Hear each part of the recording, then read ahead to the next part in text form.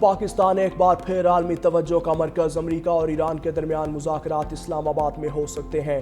ترجمان دفتر خارجہ طاہر اندرابی کے مطابق فریقین متفق ہوں تو پاکستان مذاکرات کی میزبانی کے لیے تیار ہے۔ اس ہفتے کے آخر میں امریکہ اور ایرانی حکام کی اسلام آباد میں میٹنگ ہوگی۔ اسرائیلی میڈیا کا دعویٰ، ایران کی جانب سے پارلیمنٹ اسپیکر محمد باقر قالیباف اور دیگر، جبکہ امریکہ کی جانب سے اسٹیو وٹکوف، جیرارڈ کشنر اور نائب صدر جے ڈی وینس کی شرکت کا امکان۔ امریکی میڈیا کے مطابق کشیدگی کم کرنے کے لیے ترکی اور پاکستان اور مصر کے حکام امریکہ اور ایران کے درمیان پیغامات پہنچا رہے ہیں۔ جنگ کے خاتمے اور دیگر حل طلب مسائل پر بھی بات چیت جاری ہے۔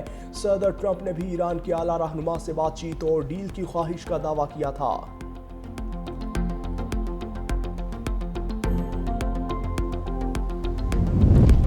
اس بار آنکھ کے بدلے سر لیں گے، امریکہ کو خطے سے نکلنا ہوگا۔ آیت اللہ مجتبیٰ خامنائی کے مشیر محسن رضائی کا دو ٹوک موقف، کہا ایران کے نقصانات پورے ہونے تک جنگ نہیں رکے گی، تمام پابندیاں ختم ہونے اور آئندہ حملے نہ ہونے کی عالمی گارنٹی لیں گے۔ امریکہ سے کوئی بات چیت نہیں ہوئی، ٹرمپ نے خود جنگ بندی کے لیے مذاکرات کی درخواست کی۔ ایرانی پارلیمنٹ کے اسپیکر محمد باقر قالیباف کا بیان، ایرانی وزارت خارجہ کے مطابق کچھ دوست ممالک کے ذریعے پیغامات موصول ہوئے۔ ایران نے پیغامات کا مناسب اور اصولی موقف کے مطابق جواب دیا۔ آبنائے ہرمز اور جنگ کے خاتمے کی شرائط پر موقف میں تبدیلی نہیں ہوئی۔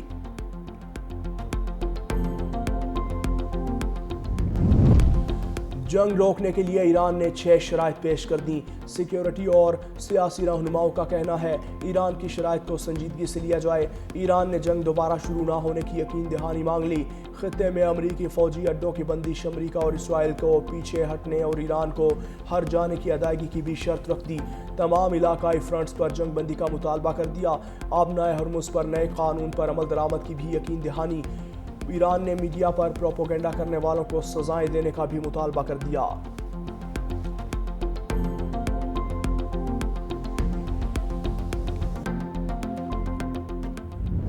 ایک طرف مذاکرات کی بات، دوسری طرف حملے۔ امریکہ اور اسرائیل کا ایران کے شہر ارمیہ پر فضائی حملہ، 5 افراد جاں بحق۔ ایرانی میڈیا کے مطابق دشمن کے طیاروں نے شہر پر بمباری کی، رہائشی عمارتیں بری طرح متاثر ہوئیں، متعدد افراد زخمی بھی ہوئے۔ تہران اور خرم آباد شہر میں بھی رہائشی عمارتوں پر بمباری۔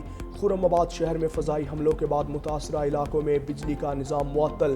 ایران کے صوبہ قم میں ٹربائن انجن بنانے والی کمپنی پر میزائل حملے۔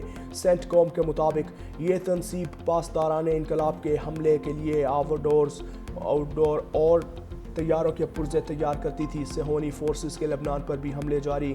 جنوبی لبنان کے قصبے حنین پر بمباری۔ عرب میڈیا کے مطابق متعدد افراد کے جاں بحق اور زخمی ہونے کی اطلاعات ہیں۔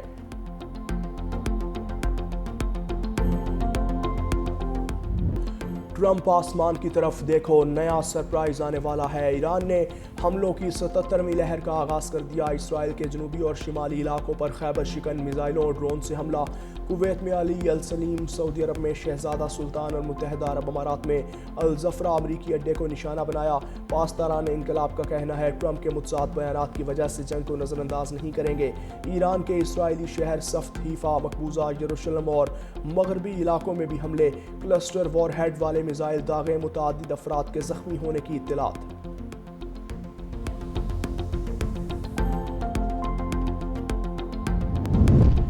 اسرائیلی صدر اسحاق ہرزوگ ایرانی میزائل حملے میں بال بال بچ گئے۔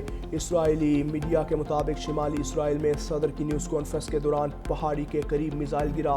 ایرانی پاسداران انقلاب نے آپریشن وعدہ صادق کی 78ویں لہر کا آغاز کرتے ہوئے تل ابیب، ایلات اور ڈیمونا پر میزائل اور ڈرون حملے کیے۔ مشرق وسطیٰ میں امریکی اڈوں کو بھی نشانہ بنایا۔ عرب میڈیا کے مطابق عماد اور قدر میزائلز اور جدید ڈرونز کے ذریعے دشمن کے اہداف کامیابی سے تباہ کیے۔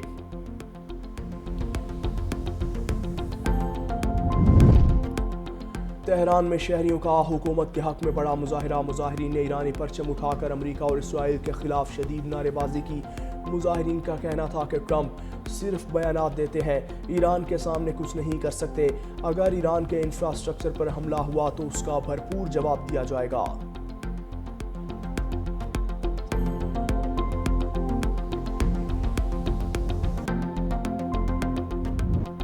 عالمی منڈی میں خام تیل کی قیمتوں میں اتار چڑھاؤ جاری۔ امریکہ کے ایرانی پاور پلانٹس پر حملے ملتوی کرنے کے اعلان کے بعد برینٹ $104 جبکہ WTI $91 تک پہنچ گیا۔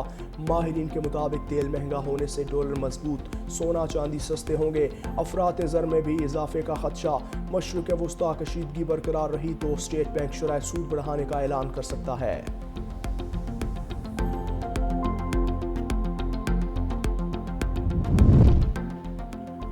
ایندھن کی بچت کے لیے کورونا طرز پر لاک ڈاؤن زیر غور۔ ذرائع کے مطابق وفاقی حکومت نے ممکنہ اقدامات پر پیپلز پارٹی قیادت اور سندھ حکومت کو اعتماد میں لیا۔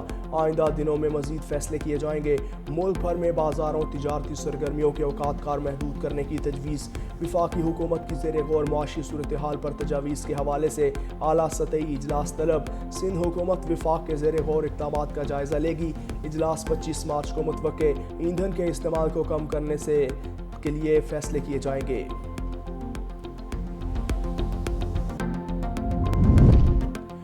وزیر اعظم شہباز شریف اور حمزہ شہباز کی منی لانڈرنگ کیس میں بریت کے خلاف درخواست۔ Chief justice Lahore high court justice Aliya Neelam نے دفتری اعتراض کے باعث درخواست خارج کر دی۔ درخواست ایڈوکیٹ وشال احمد شاکر نے سینئر قانون دان عامر سعید راں کی وساطت سے دائر کی۔ وکیل عامر سعید راں کے مطابق فرد جرم عائد ہونے سے قبل حمزہ شہباز اور شہباز شریف کو اسپیشل سینٹرل کورٹ نے بری کیا۔ پروسیکیوشن کو 100 گواہ پیش کرنے کا موقع ہی نہ دیا گیا۔ شواہد ریکارڈ کیے بغیر جلد بازی میں فیصلہ سنایا جسے انصاف کے اصولوں کے خلاف قرار دیا۔ عدالت نے درخواست خارج کر دی۔ لاہور ہائی کورٹ مقدس بی بی کی بازیابی کا case. Chief justice Aliya Neelam نے IG پنجاب راؤ عبدالکریم خان سے صوبے بھر سے اغوا کیسز اور تفتیشی افسران کی کارکردگی کی تفصیلی رپورٹ طلب کر لی۔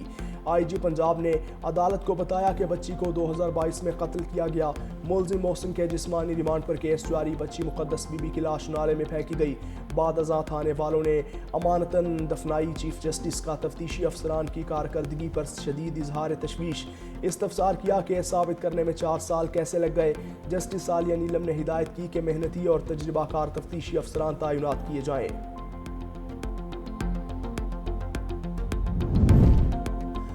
IMF کا ایک بار پھر ڈو مور کا مطالبہ۔ IMF نے سکر الیکٹرک اور حیدرآباد الیکٹرک کی نجکاری کا مطالبہ کر دیا۔ وفاقی حکومت متحرک مالیاتی مشیروں کو اہداف مکمل کرنے کی ہدایت۔ مالیاتی مشیران سیپکو اور ہیسکو کی انسپیکشن، سیکٹورل ڈیو مارکیٹ جائز اور عالمی تجربات سے فائدہ اٹھانے پر رپورٹ تیار کریں گے۔ کئی مراحل طے کر لیے گئے۔ سیپکو کے ترسیلی نقصانات تقریباً 35%۔ 2024 کے اختتام تک سیپکو کے نقصانات 30 ارب روپے اور ہیسکو کے 488 ارب روپے تک پہنچ گئے۔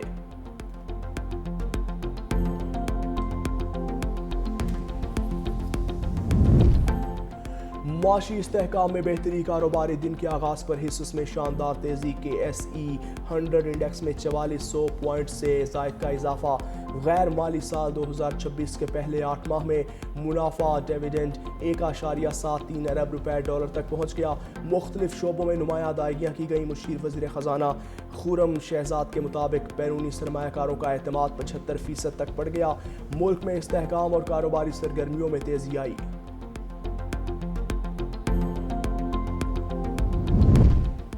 آبنائے ہرمز کی بندی، شار LNG درآمدات میں رکاوٹ۔ ماڑی انرجیز لمیٹڈ نے پاکستان سٹاک ایکسچینج کو خط لکھ دیا۔ غذائی تحفظ یقینی بنانے کے لیے کھاد کی فیکٹریوں کے ساتھ اہم معاہدے۔ کمیٹی نے پریشر انہینسمنٹ فیسلٹی پروجیکٹ کے تحت فوجی فرٹیلائزر، اینگلو اور فاطمہ فرٹیلائزر کے ساتھ گیس پریشر بڑھانے کے معاہدے کیے۔ منصوبے کا مقصد gas pipeline network میں رکاوٹیں دور کرنا، کمپریشن سہولیات کی تنصیب اور مؤثر آپریشن اور دیکھ بھال بھی یقینی بنائی جائے گی۔ حبیب راہی لائم سٹون کے ذخائر سے گیس کے کم سے کم دباؤ کو برقرار رکھا جائے گا۔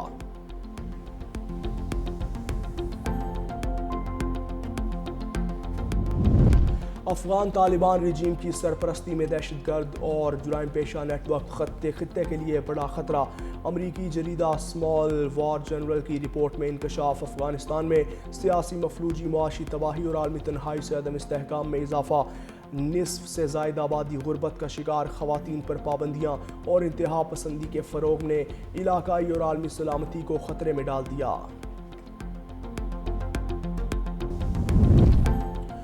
خلیج کشیدگی کے تناظر میں بھارت کو معاشی دھچکا، امریکی جریدے نیو یارک ٹائمز کے مطابق جنگ سے مالی وسائل پر دباؤ، گیس قلت اور بھارتی برآمدات اور ترسیلات زر خطرے میں ہیں۔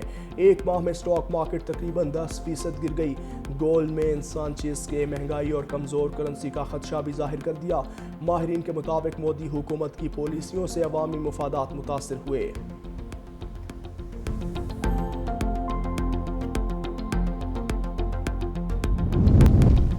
قلعہ عبداللہ کے علاقے گلستان میں 2 قبائل کے درمیان فائرنگ کا تبادلہ، 3 افراد جاں بحق، 5 زخمی۔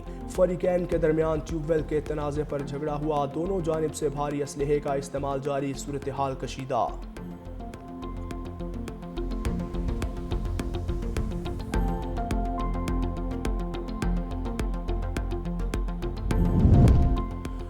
راولپنڈی کے علاقے گنج منڈی کے علاقے سے 3 بچے مبینہ طور پر لاپتہ۔ بچے گزشتہ روز ڈھوک دلال سے موٹر سائیکل پر نکلے۔ لاپتہ بچوں میں خیام، حسین اور اویس شامل۔ اہل خانہ کے مطابق بچے تاحال گھر واپس نہ لوٹے، پولیس نے تحقیقات شروع کر دیں۔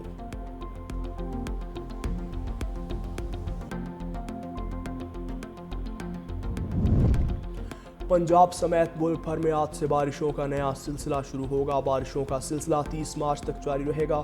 محکمہ موسمیات کے مطابق کراچی، حیدرآباد سمیت سندھ کے مختلف شہروں جبکہ بلوچستان، خیبر پختونخوا، اسلام آباد، گلگت بلتستان اور آزاد کشمیر میں بھی بادل برسیں گے۔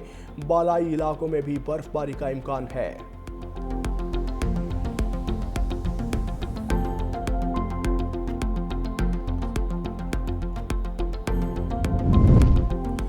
خیبر پختونخوا میں عید الفطر کے پہلے 2 روز 1 لاکھ سے زائد سیاحوں کی آمد۔